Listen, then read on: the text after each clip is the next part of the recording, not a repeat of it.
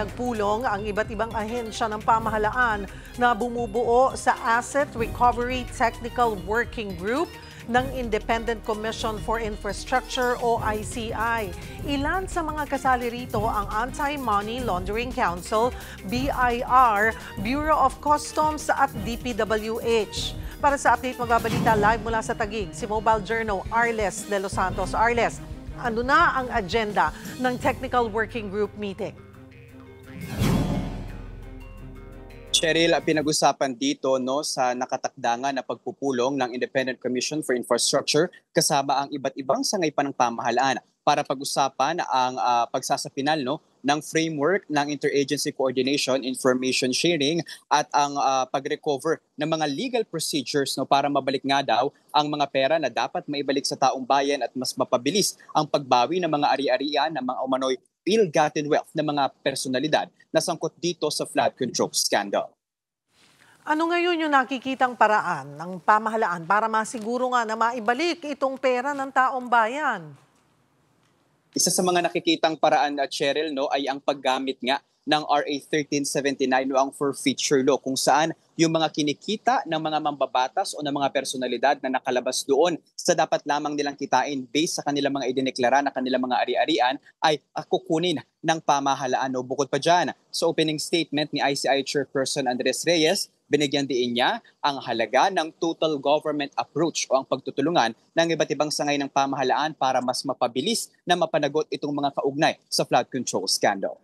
Mayroon pa raw na iba pang opisyal na maaaring magkasuhan? Kumbaga ito'y unang batch pa lang? Unang batch pa lamang, Cheryl, ito ng mga personalidad na nakikita nating kinakasuhan. Ayon kay Assistant Ombudsman Mico Clavano, maaaring mayroon pa ng mga opisyal ng pamahalaan na kasuhan patungkol pa din dito sa usapin na ito, bagaman hindi niya nabanggit ang mga pangalan kung sino-sino ito dahil ayaw niya raw pangunahan si Ombudsman Jesus Crispin Remulla ay binigyan niya ng itong mga personalidad daw na ito ay mas mataas ang salary grade sa salary grade 27. So maaari sa susunod na mga araw ay malaman natin kung sino-sino pa ang mga ito. Kahapon, kinumpirma ng kaap na nakalabas ng bansa ang ilang air assets na pag-aari nga umano ni former Congressman Zaldico. May update ba tayo dito? Ayon, Cheryl, kay DPWH Secretary Vince Dizon at sa kaap, nakalabas nga raw ng bansa itong tatlong air asset na iniuugnay kay Representative Zaldico. Pero paglilinaw ni Dizon na ang mga ito ay hindi raw maaaring maibenta at maaaring kumpiskahin ito agad ng gobyerno kahit subukan pa daw ito na i-register sa bansa. Bukod pa dyan, hindi rin daw ito basta-basta maaaring i-register mula doon sa country of origin o residence nito. Kumbaga, iisa lamang ang maaaring bansa na pinagmulan at pag-registruhan nitong mga air assets na ito.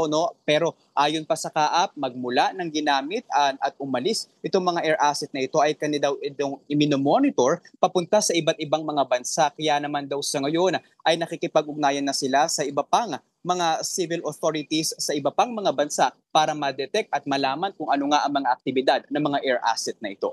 Okay, Arles, kahapon lumabas yung pangalawang interim report ng ICI. Balikan lamang natin para mas mahimay natin ang kaunti para sa ating mga viewers. Kasi yung unang report, kung di ako nagkakamali, ay structural defects yung naging focus. Pero this time, itong pangalawa, pera talaga na ang tinutukan. Tama ba? Tama ka dyan, Cheryl. Nakita natin kung paano nga daw nangyari yung tinatawag ng ICI na systematic kickback scheme kung saan magmula doon sa proseso ng paglilista ng mga proyekto ng DPWH hanggang sa paggawa ng National Expenditure Program papunta sa House Bill ng ating yearly budget hanggang sa paglabas nito sa GAA ay may sabuatan nga na nangyayari. Kagaya doon sa Bulacan kung saan pinalista ni Engineer Henry Alcantara ang ilang mga proyekto at ibinigay ito kay Engineer Bryce Hernandez at doon nga nagsimula yung mga kickback scheme na kakakuha ang ilang mga mambabatas mula doon pa lamang sa paglista ng mga proyekto na ito at maging ang pagpili ng mga kontraktor na tila may placement fee kapag nakumpirma nga na sila na ang gagawa ng mga proyektong ito. Okay. May mga detalye din doon yung may specific na lugar pa raw kung saan dinadala yung pera. At paano ito nalaman ng ICI?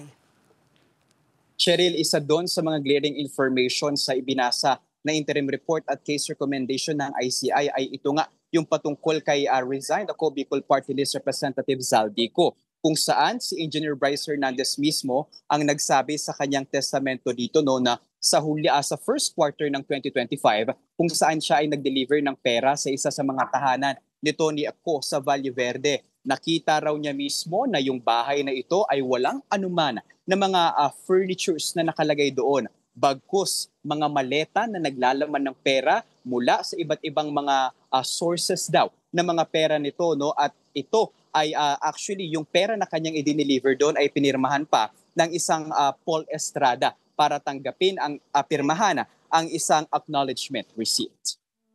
Nakasaad din sa report na 25% yung kickback na hinihingi ni Ko.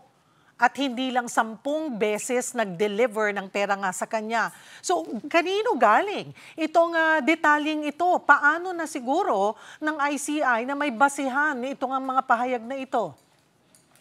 Ito, Cheryl, ay yung pag-uugnay-ugnay ng mga testamento ni na Engineer Henry Alcantara, Bryce Hernandez at JP Mendoza, no? Kung saan nga mula 1997 daw ay may magkakilala na itong si Bernardo at si Alcantara, and then later, years later rather, ay nagkakilala naman itong si Bernardo and then Alcantara, and then si Zaldico na. Doon na siya pumasok sa picture, no? At talagang mas mahigit sa 10 beses pa ang naging paghahatid ng pera sa kanya dahil sa iba't ibang stages, Cheryl, ng budget process ay may nakukuha na raw ito kagaya na lamang no ng NEP, kung saan no kapag ka nailista na daw itong mga programa na ito at mga proyekto doon sa DPWH at project recommendation ng mga ahensya ng pamahalaan ay manghihingi na raw ito ng 10%. And then pagdating ng BICAM ay magkakaroon ulit ng 10 or 15% na hinihinging proyekto nito, no? Kaya naman pagka lumabas na doon sa GAA ay maaaring yung buong 25% no, yung utay-utay na pagbibigay ng mga pondo na ito ay nakuha na ni Zaldico. Kaya lumabas din doon sa isang basehan ng ICI yung mga naging revelasyon ng mga personalidad ng Bulacan First District Engineering Office na at ng iba pa no, ni Orly Gutesa, halimbawa na lamang na ilang mga maleta at ilang balik sila sa Shangri-La at sa Valle Verde para lamang mag-deliver ng pera dito kay Zaldico. Detalyado rin doon sa interim report, di ba, yung abutan ng pera kina Senator Joel Villanueva at Senator Jinggoy Estrada na tila yung mga butas na detalye noong Senate at House hearings, nandirito sa inilabas na report. Pwede mo bang ilahad sa amin yung nangyaring sabwatan base doon sa isinumiting pangalawang interim report?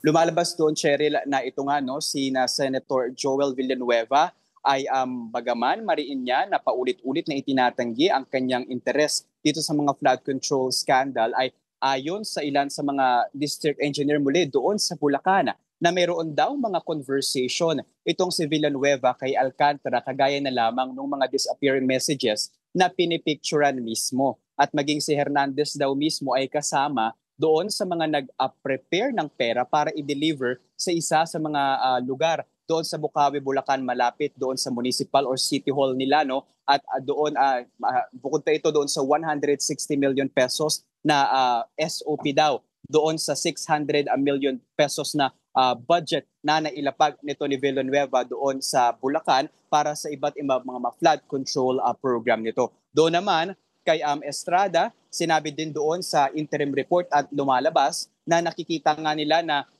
bagaman wala daw ng mga proyekto din na sinasabi ito, kagaya na lamang ng WJ Construction na sinabi na wala daw silang proyekto. May nakita na worth 75 million pesos na flood control project ito, no? At may mga pakikipag-ugnayan daw doon sa certain mina na kanila daw na may-ari rather itong WJ Construction. So ito, Cheryl, ay suportado ng mga iba't ibang mga ebidensya at mga testamento ng mga personalidad na nasasangkot dito sa flood control scam, pero gate ng ICI na kailangan pa na mas palalimin pa no itong investigasyon na ito at patatagin pa yung mga ebidensya para pagka dumating ito sa korte ay tatayo ito at talagang masiguro na may makoconvict sa mga kasong ito. Okay, klaruhin lamang natin ng kaunti yung evidence trail. Sabi mo nga ito ay base sa mga testamento, no?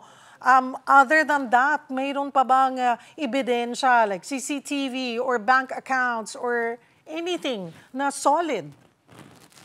Patungkol dun, Cheryl, sa pera, dyan siguro isa sa mga hamon sa ICI. Dahil maalala natin na doon sa Senate Blue Ribbon Committee hearing, yung mga pera ay naka-imprenta na at nakahati-hati na. No? So yung makikita natin dito na pwedeng sundan ay kung sino-sino nga ba yung mga tumanggap nito. Kagaya ng kay Zaldico, ayun, may isang Paul Estrada. Ito naman no, kay Senator Joel Villanueva ay meron certain peng na siya naman yung tumatanggap dito. So ito yung mga paraan para makita kung ano nga ba ang basis dito at syempre yung mga individual at personalidad na ito kung nag-e-exist nga ba sila at aaminin na nakatanggap sila ng mga pera na ito. Patungkol naman doon sa iba pang mga supplementary evidence, gagaya na lamang ng CCTV, wala pa tayong kumpirmasyon kung kasama yan sa mga supporting documents ng ICI, pero sa mga paparating pang araw ay magpapatuloy daw ang kanilang investigasyon at iba pang case build-up. Ayan, yung mga sinasabi mo, yung kagaya yung pangalan na lumabas na Peng, yun ba ay ipapaubaya na nila sa ombudsman or sila ay hahanapin din nila ang taong ito at kung mahanap ay ito'y kanilang, they're gonna invite that person dyan sa ICI? Wala pang kumpirmasyon, Cheryl, kung iimbitahan din ng ICI itong mga personalidad na ito, no? Dahil ang hearing na nakatakda sa ICI ay sa November 11 or 12 pa, no? At yung focus pa rin daw ng Independent Commission for Infrastructure ay yung 421 na mga suspected ghost flood control projects. So kung maaari man na ipatawag ng pamahalaan itong mga personalidad na ito, maaari sa ombudsman na, no, sa sasagawa nitong investigasyon at pagdinig, dahil sa ngayon, maaari nating sabihin na nasa kanila na ang bola. Maraming salamat, Mobile Journal, Arles de los Santos.